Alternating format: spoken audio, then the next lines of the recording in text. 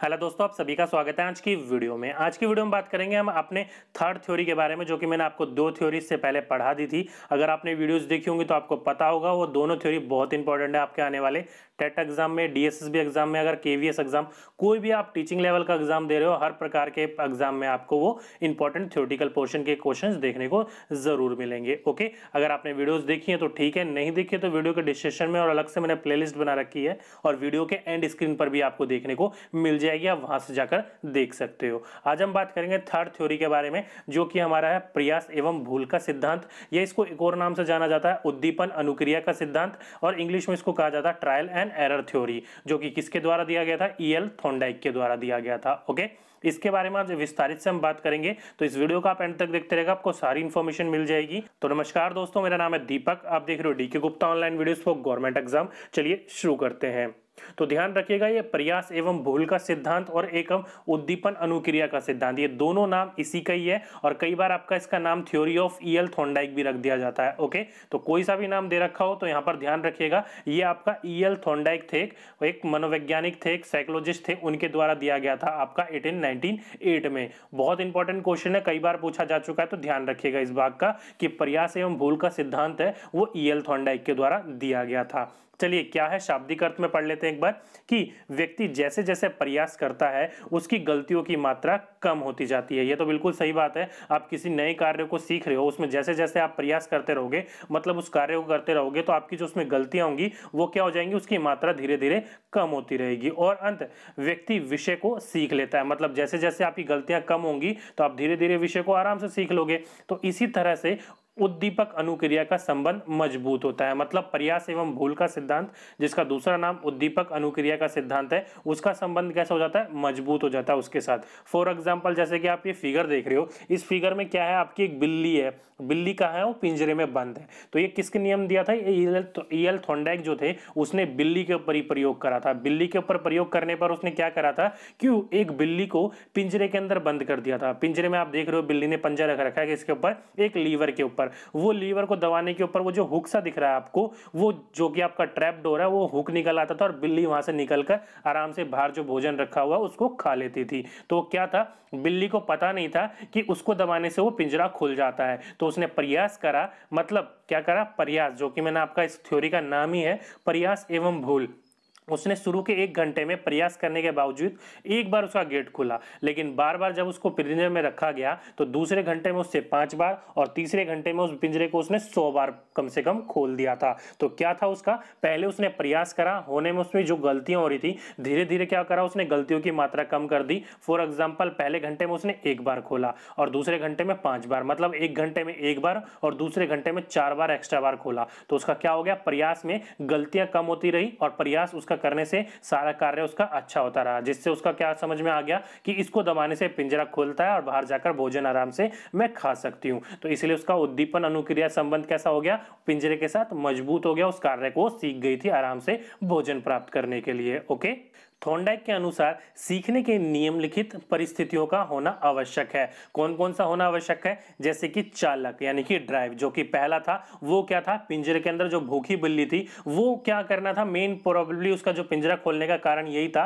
कि वो थी भूखी। बिल्ली कैसे थी? भूखी थी। अगर वो बिल्ली भूखी नहीं होती तो आराम से पिंजरे में बैठ जाती, पिंजरा खोलने की उसे जरूरत क्या थी। इसलिए इसका चालक होना जरूरी है, और वो भी कैसा? भूखी। दूसरा आपका लक्ष्य यानी कि गोल। गोल क्या था बिल्ली का? भूखा होने के कारण उसको भोजन चाहिए था, तो भोजन खोल लेने के लिए उसे पिंजरा खोलना पड़ता, इसलिए उसका लक्ष्य क्या था? पिंजरे को खोलकर भोजन प्राप्त करना। और तीसरा आपका क्या था? बाधा। बाधा क्या था? हैडल क्या थे उसकी? जो पिंजरा था उसका जो गेट होना है, यानी कि जो ट्रैप डोर था वो किस प्रकार से खुलेगा, वो उसकी बाधा थी। तो ये तीनों चीज का होना बहुत आवश्यक है आपके ट्रायल एवं एरर थ्योरी के अंदर। ओके, तो सीखने के नियम जो था आपने, यानी कि जो थॉर्नडाइक ने जो सीखने के नियम दिए थे उसमें उन्होंने कुछ आपके उपसिद्धांत बताए थे, जो कि बोल रखा है कि थॉर्नडाइक ने सीखने के नियम का वर्णन किया है। अंत इसे थॉर्नडाइक के सीखने का नियम भी कहा जाता है। जैसे कि मैंने आपको पहली लाइन में ही कहा था कि इसे थॉर्नडाइक यानी कि थ्योरी ऑफ ईएल थॉर्नडाइक भी बोला जाता है, या सीखने का नियम थॉर्नडाइक के अनुसार भी बोला जाता है। तो कुछ भी नाम हो वो थॉर्नडाइक ने दिया था। ओके, चलिए अब बात कर लेते हैं कि सीखने के नियम के उन्होंने कौन कौन से नियम दिए थे।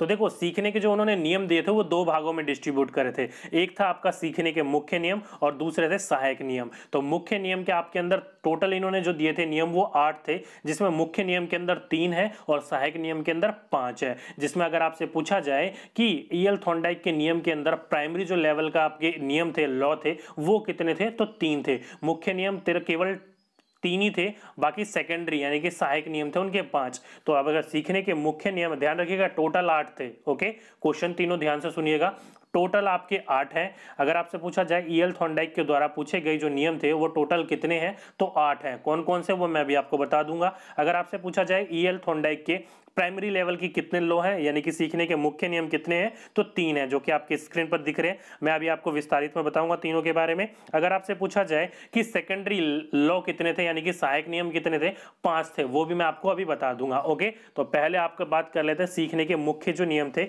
वो कौन कौन से थे। तो 3 थे मुख्य। पहला क्या था, तत्परता का नियम, जिसे आप लॉ ऑफ रेडीनेस कहते हो। मतलब देखो किसी भी कार्य करने के लिए आपके अंदर रुचि होनी चाहिए, आप उसके लिए उत्तेजित होना चाहिए कार्य करने के लिए। अगर आपको कोई कार्य करना है तो उसके लिए पूरी की पूरी रुचि होनी चाहिए आपको कार्य करने के लिए। ये नहीं कि मरे मन से काम कर रहे हो, मरे मन से काम करने पर ना ही काम में आपका मन लगेगा और ना ही काम पूर्ण रूप से हो पाएगा। इसलिए इन्होंने क्या कहा था, कार्य करने के लिए पूरे रूप से उसका तत्पर होना चाहिए, मानसिक रूप से भी और शारीरिक रूप से भी। फॉर एग्जाम्पल इन्होंने देखो क्या बोल रखा है कि शाब्दिक अर्थ में कि किसी भी कार्य को करने के लिए या करने की शारीरिक व मानसिक क्षमता जो होती है वो आपकी कहलाती है तत्परता का नियम। फॉर एग्जांपल आप एक कस्सी लेके, मतलब आप समझ लो कि आप हरियाणा साइड में रहते हो, आपको अगर खेती है आपके पास, तो खेती करने के लिए आपको तत्पर होना चाहिए। मतलब कई किसान होते हैं यार कुछ हो नहीं रहा, फसल नहीं हो रही, हम नहीं कर रहे, तो वहां पर क्या होगा, कोई फायदा ही नहीं होगा। आप पहले ही रो धो के बैठे हो। आप अपने मन को बना के बैठो कि हाँ किसी कार्य को करना है, सही तरीके से करना है, हर चीज का तोड़ निकलता है। इसलिए आपका शारीरिक और आपका मानसिक, अगर आपने मन में पहले ही सोच लिया यार नहीं होगा तो कहां से होगा। और शारीरिक, आप कस्सी उठा के जाओ, ट्रैक्टर लेके जाओ, जोतोगे उसे तभी तो आपका होगा। तो आपका किसी भी कार्य को करने के लिए शारीरिक और मानसिक क्षमता सबसे इंपॉर्टेंट होती है। ओके, फॉर एग्जाम्पल बच्चे का ही लेते हैं, जैसे कि बोल रखा है यदि बच्चे सीखने के तत्परता है तो बच्चा जल्दी सीखता है और आसानी से सीखता है। फॉर एग्जाम्पल छोटा बच्चा है, छोटे बच्चे जो होते हैं सीखने के लिए तत्पर नहीं होते हैं, हमें उनको तत्पर करना होता है। क्यों? क्योंकि छोटे बच्चे उनको खेलने में ज्यादा मन लगता है। खेलने का मन उनका क्यों कर लगता है? क्योंकि खेलने में उनको मजा आता है, उसके लिए वो तत्पर होते हैं। पढ़ाने के लिए उनको हमें तत्पर करना पड़ता है। फॉर एग्जाम्पल एक बच्चे को हम 1 से लेकर 5 तक टेबल सिखा रहे हैं, तो टेबल सिखाने के लिए कई बार हम उनको क्या करते हैं, अच्छे तरीके से समझाने की कोशिश करते हैं प्ले वे मेथड से, मतलब खेल विधि से, आसानी तरीके से। कि फॉर एग्जाम्पल आपको टॉफी दे दी, अगर इस टॉफी को इसमें से मैं इतने टॉफी निकाल लूं तो क्या हो गया, खेल विधि से आप सिखा रहे हो। तो हम उसे क्या कर रहे हैं, बच्चों को तत्पर कर रहे हैं, मतलब उसकी खेलने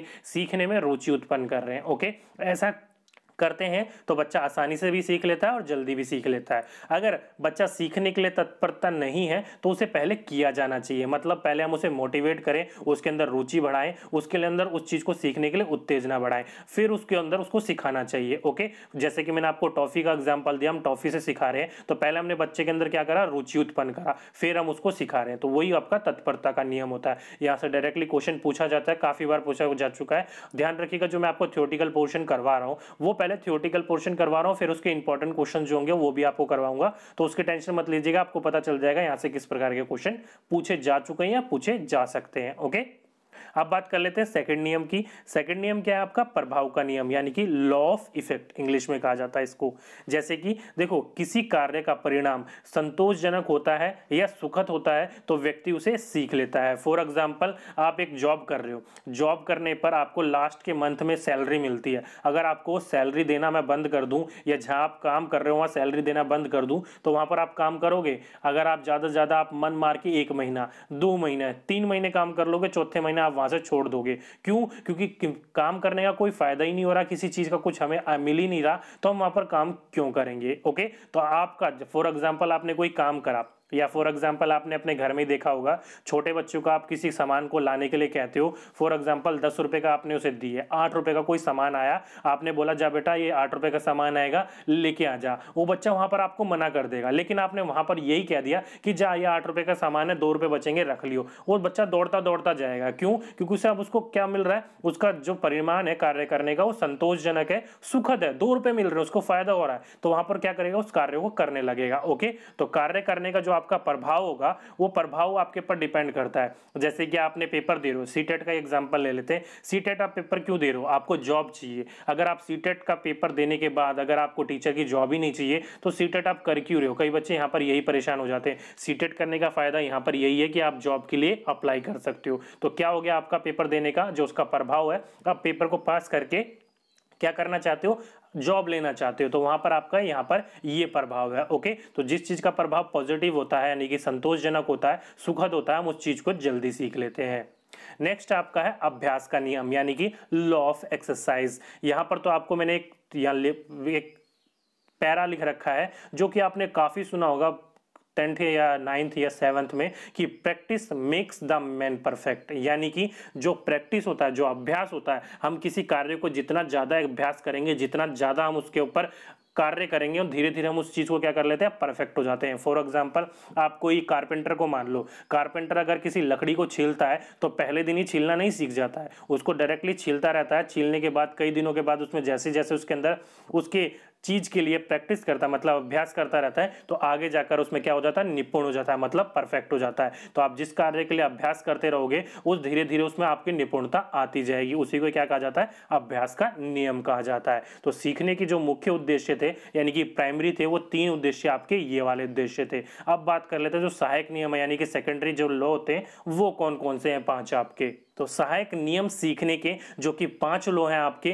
पहला लॉ क्या है आपका? बहुअनुक्रिया का नियम। ये बहुअनुक्रिया का नियम क्या है? मतलब देखो, बहु कहने का तात्पर्य यहाँ पर क्या है? मल्टी, यानी कि काफी सारे काम। जैसे कि शाब्दिक अर्थ में सीखते समय व्यक्ति को बहुत सारे कार्य करने चाहिए क्योंकि उसे पता नहीं है कि किस कार्य में उसे सफलता मिलेगी। जैसे कि आपने देखा होगा जब आप शुरू में, आप जैसे अभी मान लो आप सीटेट का एग्जाम दे रहे हो, सीटेट के साथ साथ आप जरूर कहीं ना कहीं बच्चे एसएससी का, रेलवे का, यूपीएससी का भी एग्जाम देते होंगे। क्यों? क्योंकि आपको नहीं पता है कि आप सीटेट में अगर जाकर टीचर में जॉब लगेगी या नहीं लगेगी, या आपकी यूपीएससी में लगेगी या एसएससी में लगेगी या कांस्टेबल में लगेगी, किस चीज में जॉब लगेगी। तो आपको एक कार्य के साथ साथ दूसरा कार्य भी, कई बच्चे आपने देखा होगा पीजीटी, टीजीटी और पीआरटी तीनों का फॉर्म भर देते हैं। क्यों? क्योंकि उसको ये नहीं पता होता कि कौन से में उसको सफलता मिलेगी, जैसे कि किसी भी बच्चे को नहीं पता होती है। इसलिए हमें क्या करना चाहिए? मल्टी वर्क करना चाहिए, मतलब बहुअनुक्रिया करना चाहिए, क्योंकि हमें पता नहीं होता है किसके अंदर हमें सफलता मिलेगी। ओके, नेक्स्ट है आपका आंशिक अनुक्रिया का नियम। अब ये आंशिक रूप का अनुक्रिया का नियम क्या है? तो देखो, जैसे हम पहले हमें नहीं पता होता किस कार्य में हमें कौन सी सफलता मिलेगी, हम उसी के अनुसार उसको सारे कार्यों को एक साथ लेकर चलते हैं। लेकिन आंशिक में क्या पता चल जाता है? हमने 5-6 पेपर एक साथ दिए, आपका सीटेट का पेपर क्लियर हो गया वहां पर, तो आपने वहां पर क्या जान लिया? सारे पेपरों को छोड़ दिया, यूपीएससी, रेलवे वगैरह सबको छोड़ दिया, आपने केवल सीटेट पे फोकस करा। क्यों? क्योंकि आपको पता चल गया मैं इसी के अंदर सफल हो सकता हूं, इसी के आगे आगे बढ़ूंगा और किसी कार्य में नहीं। जैसे कि शाब्दिक अर्थ में जिस कार्य में व्यक्ति को सफलता मिलती है, यानी कि जब पहले लेवल में आप काफी सारे काम एक साथ कर रहे थे, जिस कार्य में आपको सफलता मिलती है व्यक्ति को उसी कार्य को दोहराना चाहिए, बाकी सबको छोड़ देना चाहिए। जैसे कि मैंने आपको अभी बताया सीटेट का पेपर क्लियर हो गया, बाकी सारी चीजें आप छोड़ दो, सीटेट में आप फोकस करो, आगे जाकर आपको टीचर की जॉब मिल जाएगी। ओके, पहले आपको पता नहीं था किसके अंदर आपको सफलता मिलेगी, आप सारी चीजों को लेकर चल रहे थे, लेकिन अब आपको एक चीज में सफलता मिल गई है तो बाकी चीजें छोड़ दो, सारा का सारा कंसंट्रेशन उसी के ऊपर रखो। ओके, उसी को क्या कहा जाता है? आंशिक अनुक्रिया का नियम कहा जाता है।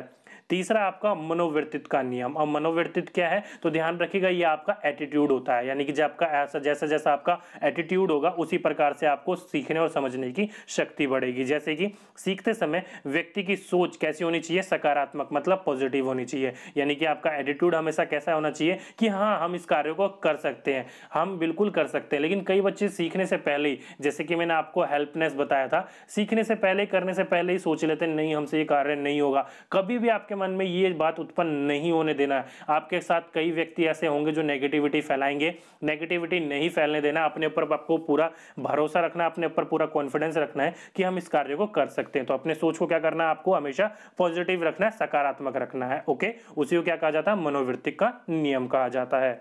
नेक्स्ट है आपका फोर्थ, क्या है आपका? सदृढ़ता का नियम। अब ये क्या है? तो ध्यान रखिएगा, इसमें यदि नया ज्ञान क्या है? यदि नया ज्ञान पुराने ज्ञान के समान होता है तो व्यक्ति क्या करता है? जल्दी सीखता है और आसानी से सीखता है। आप सभी को पता है, जैसे कि मैं आपको टेबल सिखा रहा हूँ, फॉर एग्जांपल डिवाइड सिखा रहा हूँ, मान लो डिवाइड क्या है, आपका नया ज्ञान है, लेकिन आपका वो ज्ञान मल्टीप्लाई और प्लस और माइनस के साथ जुड़ा हुआ है जो कि आप पहले सीख चुके हो। ओके, तो आप मल्टीप्लाई अगर आपको आता है, प्लस आता है, माइनस आता है, यानी कि जमा और घटा आता है, तो आराम से आप भाग भी जल्दी सीख लेते हो। ओके, तो हमेशा क्या होना चाहिए, आपका जो नया ज्ञान होना चाहिए वो पुराने ज्ञान के साथ समान होना चाहिए, उससे कहीं ना कहीं कोरिलेट होना चाहिए, जिससे क्या करता है बच्चा जल्दी सीखता है और आसानी से सीख लेता है। ओके, नेक्स्ट और लास्ट है आपका, जो कि मैंने आपको बताया था, सहायक नियम कितने हमारे 5 नियम है और मुख्य नियम कितने थे, 3 नियम थे। 3 नियम मैं आपको पहले बता चुका था और सहायक नियम, 5वां नियम क्या है आपका, चक्तारकता स्थानांतरण का नियम। अब ये क्या है, तो ध्यान रखिएगा, जब भी 2 या 2 से अधिक, क्या है आपका, 2 या 2 से अधिक उद्दीपक एक साथ प्रस्तुत किए जाते हैं तो एक का सीखा ज्ञान दूसरे में अंतरिक्त हो जाता है। फॉर एग्जाम्पल, यहाँ पर आप शाब्दिक अर्थ से नहीं समझ पाए होंगे, एक एग्जाम्पल रूप से समझा के बताता हूँ मैं आपको। जैसे कि आप समझ लो कि आपके फ्रेंड सर्कल में 3 फ्रेंड हो आप। ओके, तीनों फ्रेंड आपके काफी अच्छे दोस्त हो। अगर वहां पर आपने देखा होगा तीनों फ्रेंड में एक फ्रेंड की लड़ाई हो जाती है और 2 फ्रेंड अलग हो जाते हैं और एक फ्रेंड यानी कि एक दोस्त अलग हो जाता है। आप क्या करता है, जो कि 2 दोस्त है उसमें से एक दोस्त जिससे लड़ाई हुआ उससे भी बात करता है और दूसरे दोस्त से भी बात करता है, दोनों से बात करता है। लेकिन आपने क्या करा, जो जिससे आपकी लड़ाई हुई थी यानी कि जो तीसरा दोस्त था जो अलग हुआ था, उसने क्या करा, दूसरे दोस्त जो उससे बात करता था थोड़ी बहुत नेगेटिविटी बातें कर दी उसके पर अनुसार। ओके, तो वहां पर क्या होगा, उस जो बच्चा होगा, जो दूसरा बच्चा होगा जो दोनों से बात करता होगा, उसमें कहीं ना कहीं थोड़े बहुत नेगेटिव थॉट आ जाएंगे उसको लेकर। या फिर एक और सरल एग्जांपल रूप में समझ के देखो कि एक आप 2 दोस्त हो और एक बच्चा दूसरा दोस्त है, आपके दूसरे दोस्त की उस बच्चे से लड़ाई हो रखी है। ओके, क्या हो रखा है, देखो 2 दोस्त हो और एक अलग दोस्त है, आपके दोस्त की दूसरे लड़के से लड़ाई हो रखी है। वहां पर आपने देखा होगा जिस दूसरे दोस्त से आपकी लड़ाई हो रखी है, आपकी नहीं हो रखी है, वहां पर क्या हो रखी है, आपके दोस्त की लड़ाई हो रखी है। लेकिन आप भी कहीं ना कहीं वहां पर क्या हो गए, उस लड़के से बात नहीं करोगे, नेगेटिविटी इफेक्ट लेके रखोगे। क्यों, क्योंकि आपके दोस्त की लड़ाई हो रखी है वहां पर। तो वहां पर वही बोल रखा है, जब 2 या 2 से अधिक यानी कि आपके जो 2 मित्र है, आपके तीसरे से लड़ाई हो रखी है, मतलब जो उद्दीपक है उसके साथ जो प्रस्तुत किया जा रहा है, वो सीखने का जो ज्ञान है आपके अंदर भी अतिरिक्त आ रहा है, मतलब आंतरिक आ रहा है। जो उस बच्चे के अंदर था, मतलब जो आपके फ्रेंड के साथ, भले उसके दोस्त की जो लड़ाई थी आपकी, वो उसके साथ थी ना कि आपके साथ थी, लेकिन आपके मन में भी क्या आ गई, उसके प्रति घृणा आ गई कि नहीं, ऐसे उसने कैसे कह दिया मेरे दोस्त को ये, भले आपको कभी भी उसने कुछ नहीं कहा हो। ओके, तो वही आता हुआ आपका स्थानांतरण का नियम कहा जाता है इसको। ओके, तो ये थे आपके 5 इंपॉर्टेंट सहायक नियम जो कि थॉर्नडाइक के द्वारा दिए गए थे। यहां से क्वेश्चन हमेशा पूछा जाता है टेट के अंदर, ध्यान रखिएगा इन 8 के 8 पॉइंटों से। ओके, तो दोस्तों आज की वीडियो में बस इतना ही। अगर वीडियो अच्छी लगी हो तो नीचे जाके वीडियो को लाइक करना ना भूलिएगा। अगर आपके मन में वीडियो के रिलेटेड कोई भी डाउट हो, कोई भी क्वेरी हो, तो नीचे कमेंट बॉक्स में कमेंट कीजिएगा, मैं आपका रिप्लाई जरूर करूंगा। अगर आपने इस चैनल को अब तक सब्सक्राइब नहीं करा तो जल्दी से सब्सक्राइब कर लीजिए और उसके साथ में जो बेल आइकन होगा उसको भी दबा दीजिएगा, ताकि आने वाली वीडियोस का नोटिफिकेशन आपको टाइम टू टाइम मिलती रहे। तो आज की वीडियो में बस इतना ही, आपसे फिर मुलाकात होगी नेक्स्ट वीडियो में। जब तक के लिए जय हिंद, जय भारत।